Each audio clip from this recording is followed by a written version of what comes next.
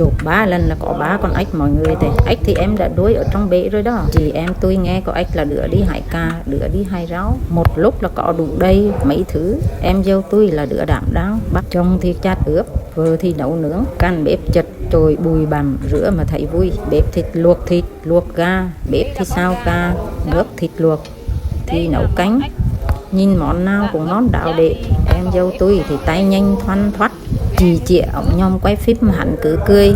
Món ca thì đã xong rồi, tiếp đến là món canh mùng huyền thoại. Tôi thì chỉ mê mải quay phim rồi chỉnh sửa màn hình. Nhà tôi thì cứ đinh ninh bà ní vô bếp là để nấu nướng, không hiểu sao thì hiểu, miễn là tôi có video. Giờ thì tôi phụ cho các món đã lên đây rồi, cả nhà ta cùng sơi nhé. Ngày mai tôi về Quảng Trị, em thì ra Hà Nội với ông bà. Giờ thì vui vẻ với nhau thôi, ngày mai một người một ngả.